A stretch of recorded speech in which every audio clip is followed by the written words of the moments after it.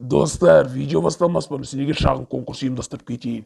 Бұл конкурста мен сендерге Free Fire'дағы 100 алмазды ойнататын боламын. Бұл 100 алмазды алу үшін не істеу керек? Сендер менің арнама подписаться етіп, жанынан шыққан колокольчикті басу керексіңдер. Осы видеоға лайкты басу керексіңдер. Және де осы видеомен 10 досыңмен бөлісіп, және оларға да подписаться ет деп айту керексің. Және де фидженді ашу керексің. Комментарияға, керемет комментария қалдырып, жанына айдиын жазып кету керексің. Ендеше сәттілік тілеймін, ендеше өзіміздің видеомызға кеттік. Сәлем достар, сендермен ғажапстан арнасы. Сіздер үш басты жануарларды көріп пе едіңіздер? Бұның бәрін сіздер ертегілерде көрген боларсыздар. Бірақ бұндай жануарларды кездестірген адамдарда бар екен. Қазір біз сол жануарларды сізге көрсететін боламыз. Алдын ала лайктарыңызды басып, арнаға тіркеліп, достарыңызбен видеомен бөлісіңіздер. Ендеше біз кеттік.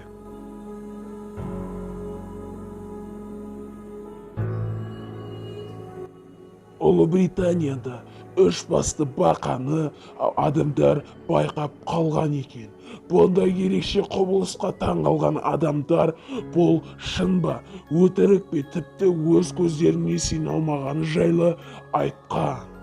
Және де адамдар ғалымдарды шақырған.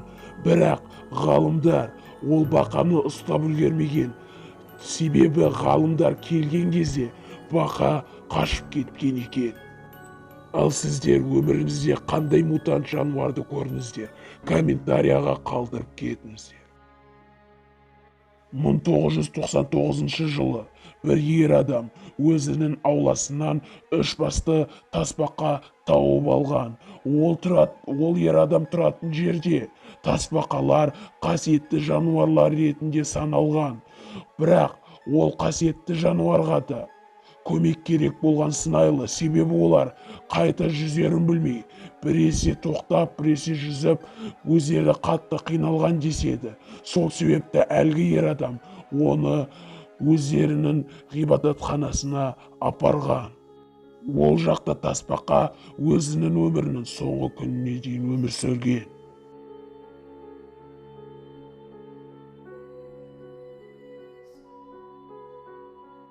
Үш басты жылан негізі рептилия тәріздерде осындай мутация көптеп кездесетінін ғалымдар дәлелдеген. Бұл жануарлар өте таңғаларлық. Олардың молекулалары екіге бөлініп, осындай қасиетке ие болады екен. Нақты қай мекен екенін білмейміз, бірақ бір елде үш көзді жылан табылған екен. Тіпті оған ат та қойылған екен. Оның есімі Монти. Аты қызық достар, Достар, біз сіздерге 5 басты да жануарларды алып қойған болатынбыз. Егер де сіздер осы видеоны соңына дейін қарайтын болсаңыздар, кереметтей жануарларды көретін боласыздар. Әлі біздің видеомыз аяқталған жоқ. Бұдан да керемет жануарлар әлі де көп. Сол себепті міндетті түрде лайк басыңыздар, және де арнаға тіркеліп жанынан шыққан колокольчикті басыңыздар. Себебі мұнанда керемет видеоларды алдағы уақыттарда шығаратын боламыз. Ал ендеше өзіміздің келесі жануарымызға кеттік достар. Ендеше бұл қандай жануар деп ойлап отырған шығарсыңдар. Қане, сіздер қандай жануар деп ойлап отырсыздар? Комментарияға жазып кетіңіздер. Келесі мутацияға түскен жануарымыз Фрэнк пен Луи. Олар жылан да емес, тіпті бұзау да емес, тіпті акула да емес. Ол мысық. Олар екі басты мысық. Оларды сол себепті де Фрэнк пен Луи деп атап кеткен екен. Бірақ бұл оларға өмір сүруге мүлде қиындық келтірмейді. Себебі олар өте көп жыл бойы өмір сүрген болатын. Тіпті олар бір бүтінге айналып кеткен секілді. Жануарлар бізді өте қатты таңғалдырып кетеді. Ал бұл жануар сіздерді өте қатты таңғалдыратыны сөзсіз. Бұл ешкінің екі басы бар. Қызық, достар. Бұл ешкіде мутантқа айналған. Ол туылған кезінен бері екі басты лақ болып туылған екен. Бұл лақты түріне қарасан өте қатты аяп кетесің, достар. Кім бұл лақтарды аяды, міндетті түрде лайк басып кетіңдер.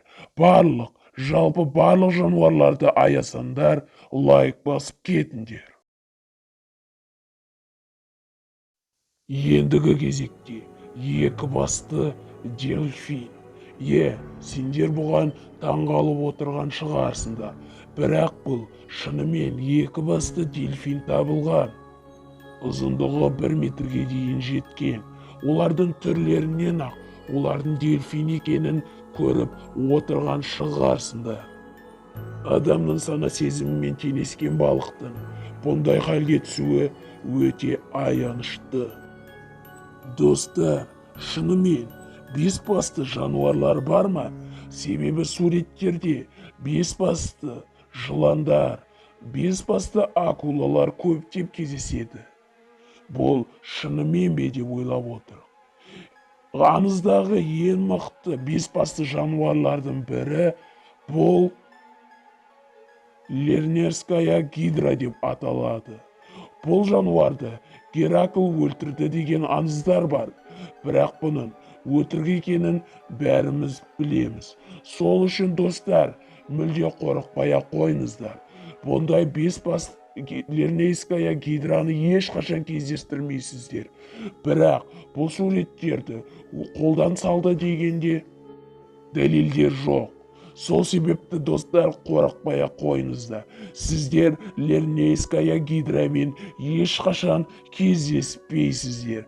Достар, егерде сіздерге осы видео шынымен де ұнаған болса, қане достар, лайк басамыз, және де достарымызбен бөлсеміз. Және де достар, осындай керемет оқиғалар мен ақпараттарды жіберіп алмағыларыңыз келсе, арнаға подписаться етіп, жанынан шыққан колокольчикті басып қойғандарыңыз жөн. Достар, ендеше сіздерге видеоны соңына дейін қарағандарыңызға үлкен рахмет. Ғажапстанмен бірге болыңыздар. Сау, сәлеметте болыңыздар.